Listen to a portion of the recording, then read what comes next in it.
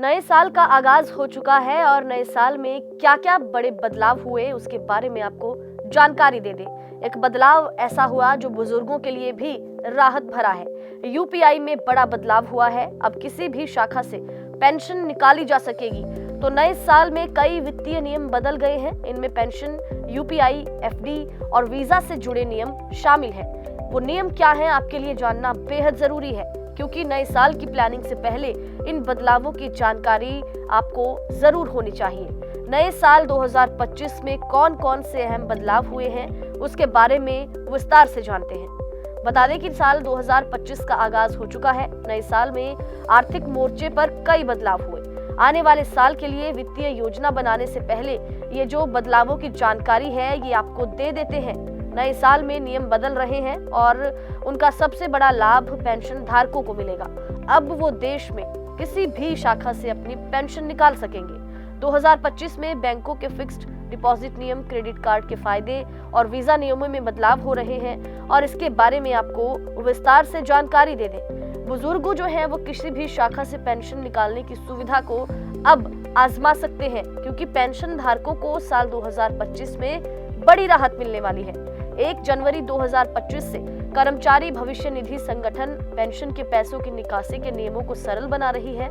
अब जो पेंशन भोगी हैं वो किसी भी बैंक से अपनी पेंशन की राशि को निकाल सकेंगे। इसके लिए उनको किसी अतिरिक्त सत्यापन की आवश्यकता नहीं पड़ेगी।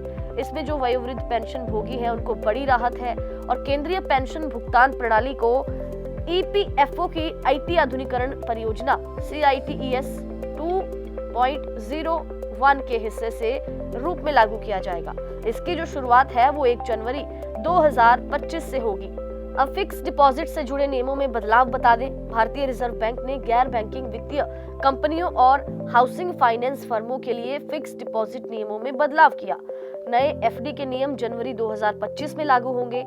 आरबीआई के दिशा निर्देश सार्वजनिक जमा स्वीकार करने, तरल संपत्तियों का न्यूनतम परसेंटेज बनाए रखने और सार्वजनिक जमा को चुकाने जैसी शर्तों से संबंधित है।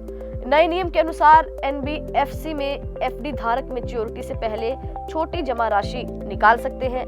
इसके अलावा एफडी धारक अगर गंभीर बीमारी से पीड़ित होने की स्थिति में है तो वो पूरी राशि निकाल सकते हैं। अब यूपीआई भुगतान से जुड़े नियम भी जान लीजिए। भारतीय रिजर्व बैंक 1 जनवरी 2025 से तीसरे पक्ष के पूर्ण KYC प्रीपेड भुगतान उपकरणों के जरिए यूपीआई भुगतान सक्षम करेगा। ये कदम से ग्राहकों के लिए यूपीआई भुगतान के नजरिए से लचीलापन आएगा। अब लोग प्रीपेड कार्ड से भी यूपीआई का भुगतान कर सकेंगे। इस कदम से पीपीआई वॉलेट धारक यूपीआई का उपयोग करके लेन देन करने के लिए तीसरे पक्ष के एप्लीकेशन का उपयोग कर सकेंगे। तो वहीं फीचर फोन उपयोगकर्ताओं के लिए रिजर्व बैंक ऑफ इंडिया की ओर से शुरू की गई यूपीआई 123 पे सेवा ट्रांजैक्शन लिमिट में बढ़ाई गई है। वीजा नियमों में बदलाव हुआ है, उसके बारे में भी जान लीजिए। जो भारतीय थाईलैंड, अमेरिका और ब्रिटेन जैसे देशों में वीजा के लिए आवेदन करने की योजना बना रहे हैं, उन्हें वीजा दिशा निर्देशों के नए अपडेट के बारे में भी पता होना चाहिए। ये बदलाव साल 2025 में लागू हो रहे हैं।